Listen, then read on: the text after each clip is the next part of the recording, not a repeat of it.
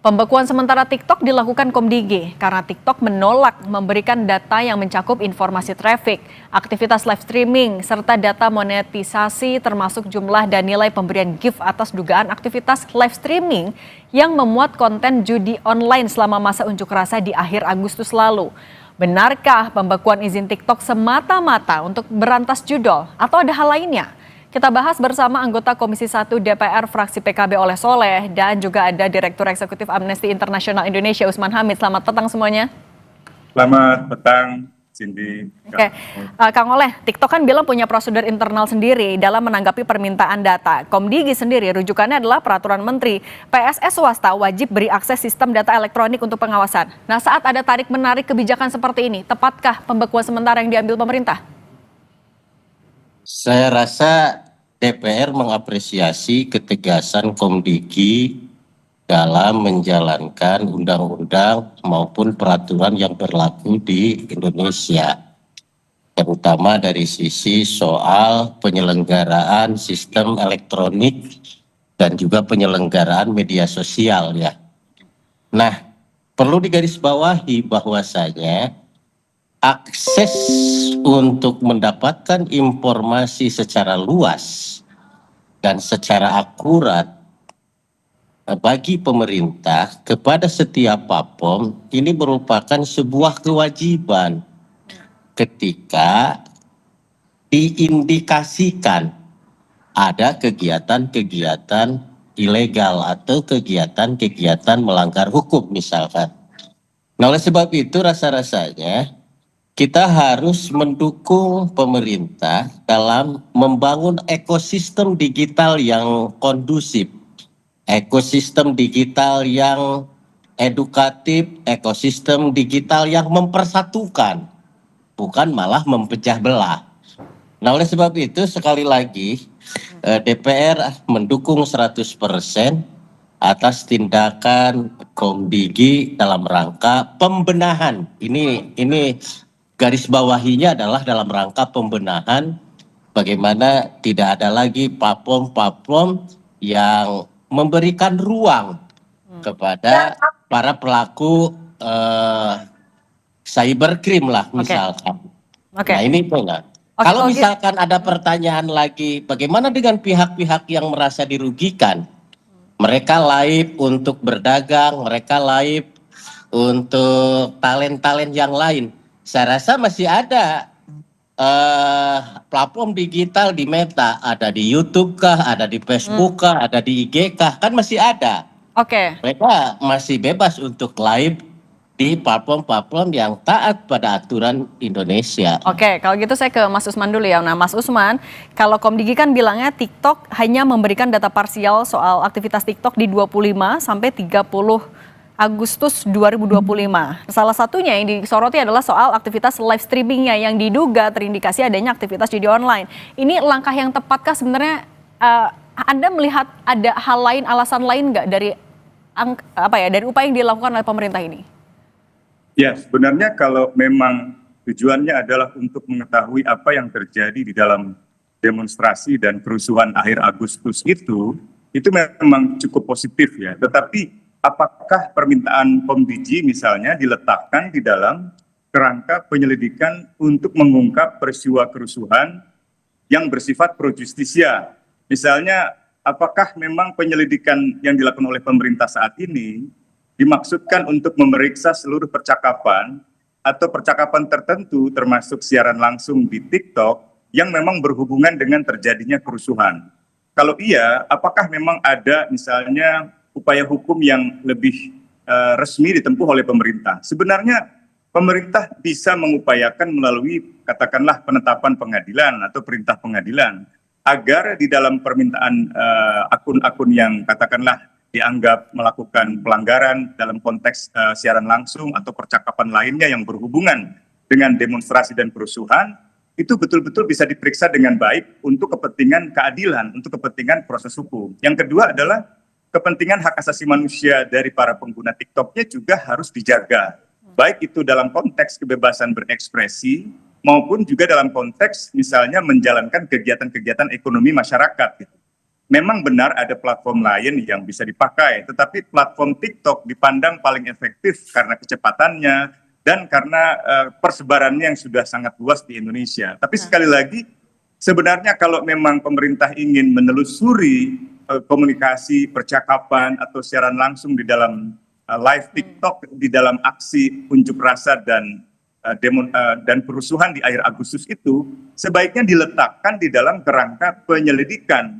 Nah, kami sebenarnya masih berharap pemerintah membentuk tim gabungan pencari fakta. Tim gabungan inilah yang bisa jadi dasar bagi pemerintah untuk mengajukan upaya, katakanlah permintaan data yang sifatnya pribadi dan diwajibkan untuk dijaga oleh TikTok bisa dikecualikan melalui perintah pengadilan. Mas Usman menegaskan dulu, artinya tapi ini tidak hanya sebatas untuk menelusuri aktivitas judul aja, lebih dari itu ya? Saya kira kalau misalnya aktivitas judul dihubungkan dengan demonstrasi, dengan unjuk rasa, saya kurang melihat ada korelasinya atau kausalitasnya gitu. Saya duga ini berhubungan dengan keinginan pemerintah untuk mencari tahu akun-akun mana saja yang mendapatkan keuntungan dengan live streaming itu, dan juga menjadi bagian dari operasi pengkondisian opini publik, termasuk menyulut ketegangan dan menyulut kerusuhan di masa itu. Nah, tapi itu semuanya adalah bersifat hipotesa. Nah, seluruh hipotesa itu harus diletakkan dalam kerangka hukum karena dia menyangkut pembatasan hak para pengguna, menyangkut pembukaan data-data pribadi para pengguna oleh platform terbesar. Nah, platform besar seperti TikTok atau yang lainnya itu kan diikat oleh kewajiban untuk menjaga kerahasiaan data-data para penggunanya. Bisa dia dibuka, bisa dia dikecualikan, asal ada perintah pengadilan. Nah, menurut saya sebaiknya pemerintah menempuh upaya ke arah sana. Kan pemerintah sebenarnya lebih bersifat regulator gitu ya. Nah, untuk urusan penyelidikan pro justisianya yang berhubungan dengan demonstrasi, dengan kerusuhan, dengan penjarahan rumah menteri dan rumah anggota-anggota dewan, menurut saya sebaiknya ditempuh lewat kerangka hukum yang benar, melalui pembentukan tim gabungan pencari fakta, atau melalui pembentukan tim investigasi di dalam kepolisian yang mengajukan kepada pengadilan untuk TikTok memberikan data-data yang dimaksud. Itu pun harus spesifik, data yang mana, pengguna yang mana, pada waktu yang mana gitu. Jangan secara keseluruhan. Kalau secara keseluruhan itu bisa berdampak negatif bagi kebebasan berekspresi selain membatasi kegiatan masyarakat dalam bidang ekonomi gitu. Nah, Kang Oleh, itu bisa melewati batas kebebasan berekspresi dan juga ini kan data pribadi hitungannya. Kalau tadi disebutkan soal Mas Usman ada operasi pengondisian nih di balik langkah yang diambil pemerintah. Kok DPR melihat hal yang sama? Saya menggarisbawahi, saya sepakat dengan apa yang disampaikan Pak Usman. Kalaulah memang ini tujuannya untuk mencari sebuah fakta kegiatan ilegal dengan alasan bahwa dalam rangka ini mengungkap kebenaran. Kalaulah memang misalkan harus ada putusan hukum dulu, lalu kalaulah ini sebagai delik aduan, kita kan harus berbasis data. Datanya yang mana? Pertanyaannya adalah bagaimana kita dalam hal ini mungkin Komdigi, dalam hal ini mungkin polisi, lalu bisa memilah mana-mana yang kegiatan-kegiatan yang normal, mana-mana yang kegiatan yang melanggar hukum. Nah, justru dengan meminta traffic data dari TikTok, justru itu untuk melindungi semuanya. Dan timeline-nya juga dibatasi. Hanya tanggal 16 sampai tanggal 25 kan. Dan tidak jauh, artinya tidak keseluruhan. Lokalisir yang diminta oleh Komdigi rasa-rasanya sudah tepat. Nah, tinggal bagaimana bahwa pengungkapan data traffic kegiatan yang live TikTok ini indikasinya negatif yang mana, justru di sini yang harus diungkap. Salah satu contoh misalkan, kalau misalkan ada traffic keuangan yang ilegal, boleh dong polisi, kejaksaan meminta kepada ke bank untuk membuka akun itu. Nah, ini juga sama, tidak ada bedanya. Nah, yang perlu digarisbawahi bahwa tidak ada pembukaan hak asasi, tidak ada pembungkaman kebebasan di sini, gak ada. Nawaitunya saya yakin hanya satu, bagaimana user dan platform digital sama-sama membuat ekosistem yang yang ramah, yang edukatif, yang mempersatukan. Tidak dalam rangka membungkam kebebasan, tidak ada. Oke, niatnya tidak ada ke sana. Tapi Kang, ini kan langkah yang diambil adalah pembekuan sementara. Memang masih bisa diakses TikToknya. Tapi kan dari peraturan menteri kalau sebuah PSE tidak ada izinnya bisa dapat sanksi sampai pemblokiran. Sementara itu salah satu platform yang dinilai efektif buat dagang, untuk sosial juga. Apa yang DPR bisa lakukan terkait dengan ini agar tidak ada imbas lebih jauh? Saya rasa timeline waktu juga harus ada tentu.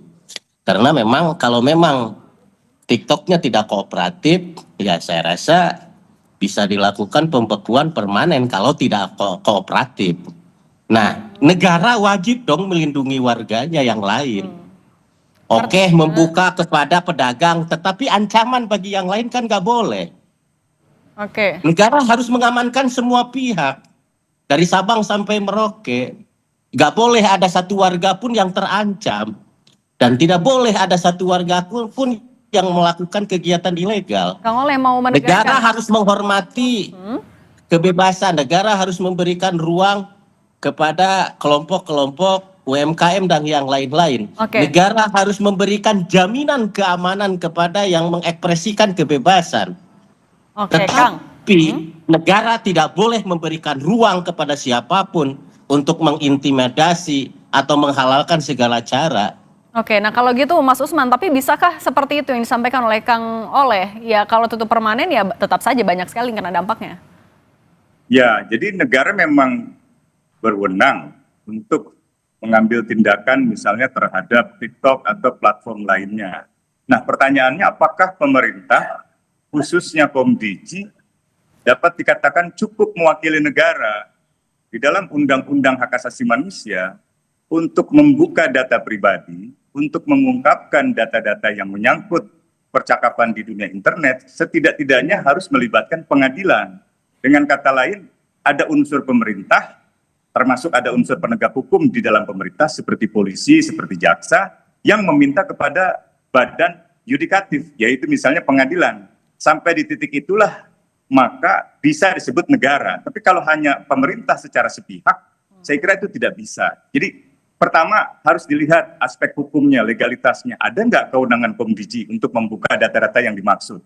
Yang kedua, aspek necesitasnya. Apakah memang diperlukan untuk sejauh itu? Untuk apa? Untuk kepentingan pengadilan, untuk kepentingan keadilan, pengungkapan kerusuhan itu, atau untuk yang lain misalnya.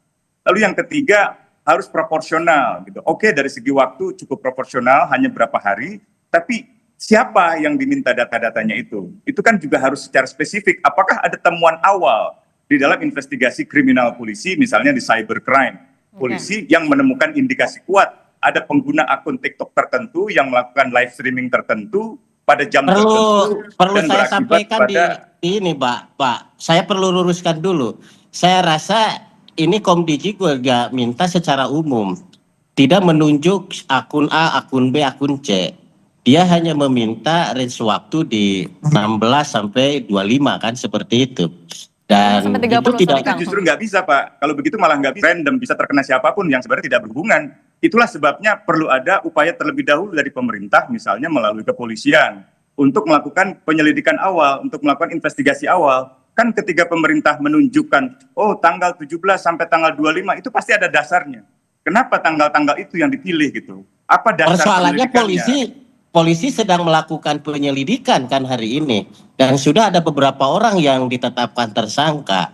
Saya punya husnudon yang baik, mungkin saja ini ada kaitannya. Siapa pengguna-pengguna TikTok? Hari ini mungkin pemerintah tidak bisa mengumumkan secara general untuk menjaga kerahasiaan dalam rangka penyelidikan pembuktian supaya tepat. Nah, mungkin ini juga bagian daripada yang ditemukan hasil penyelidikan yang sekarang sudah ditetapkan sebagai tersangkanya. Artinya bahwa nawaitu Komdigi adalah positif. Bagaimana membuat ekosistem digital yang diselenggarakan oleh PSE dalam hal ini PAPOM, tolong dong jaga NKRI, tolong dong persatukan Indonesia, tolong dong jangan lakukan ilegal-ilegal. Kan seperti itu. Nah, ya itu lagi-lagi polisilah yang seharusnya mengajukan itu, gitu ya. Sebaiknya kalaupun mau pemerintah sampai tingkat polisi tidak bisa menekdown, Pak. Ya. Polisi tidak bisa menekdown. Memang nggak bisa. Itu harus. Nggak bisa. Harus Yang bisa perintah. menekdown itu adalah Komdigi. Polisi di ranah Ya, memang. pidananya. Komdigi Ya, di nah bidang sekarang- platformnya. Kalau polisi masuk ke platform itu salah kamar dong. Nggak Salah juga, kamar. itu tergantung dari proses hukumnya, Pak. Jadi kalau proses hukum di tingkat kepolisian, misalnya Justru Undang-Undang Telekomunikasi, polisi maupun pemohon APH dalam hal ini nggak bisa masuk ke platform, Pak. Yang masuk bisa ke platform adalah Komdigi. Nah itu, Pak. bukan itu maksud saya, bukan itu maksud saya. Jadi kalau misalnya ada dugaan perbuatan kriminal, kalau tadi kan Anda mengungkapkan kata-kata yang terlalu abstrak, NKRI, persatuan, itu terlalu abstrak, itu terlalu retorik gitu. Dia harus dituangkan ke dalam satu permintaan yang spesifik gitu. Oke, nah kalau gitu mungkin Kang Oleh merangkum lagi ya dengan berbagai kritiknya, dengan berbagai dampak yang mungkin bisa terjadi, Kang Oleh. Ya itulah yang saya khawatirkan. Nah, Kang Oleh, artinya bagaimana, singkat saja, bagaimana Komisi 1 akan menjaga agar apa yang diminta oleh Komdigi tidak akan lebih dari kewenangannya? Saya rasa DPR pasti akan mengawasi sejauh mana kewenangan Komdigi. Pertanyaannya, siapa yang bisa memberhentikan, membuka, mengizinkan, menutup adalah Komdigi. Siapa yang bisa menekdown daripada akun-akun ilegal? Bukan siapa-siapa, Komdigi. Polisi, kejaksaan bisa mendapatkan data dari Komdigi. Betul kan? Nah, bagaimana kalau misalkan hari ini terjadi program bagaimana agar kegiatan-kegiatan ilegal yang bulan lalu ini bisa diketahui motifnya apa, siapa sponsornya, ini baik. Nah, lalu tidak kooperatif. Saya rasa DPR mendukung dong terhadap Komdigi sepanjang nawaitu pembatasan itu adalah dalam hal untuk nawaitunya memperbaiki platform digital dan tentunya membuka akses siapa pelaku-pelaku yang melakukan ilegal. Oke, Mas Usman silakan menanggapi singkat saja, Mas Usman. Ya, singkat saja. Jadi saya kira karena itu menyangkut pembatasan informasi, pengungkapkan data-data pribadi, sebaiknya ditempuh lewat proses hukum. Jadi pemerintah tetap menjadi regulator, kecuali kalau di dalam perjanjian antara pemerintah dengan TikTok ada klausul-klausul yang memungkinkan pemerintah atau katakanlah untuk melakukan pembekuan semacam itu tanpa perintah pengadilan. Tapi kalau tidak ada klausul itu, sebaiknya diupayakan lewat pengadilan supaya pemerintah juga bisa mempertanggungjawabkan perbuatan itu dan pemerintah tidak dianggap melanggar kebebasan berekspresi, tidak dianggap melanggar hak-hak masyarakat untuk menggunakan platform TikTok sebagai sarana usaha mereka secara ekonomi. Demikian mungkin. Baik, Mas Usman Hamid, Direktur Eksekutif Amnesty International Indonesia, dan Kang Oleh Soleh, anggota Komisi 1 DPR RI, fraksi PKB, terima kasih sudah berbagi bersama kami. Saya salut semuanya.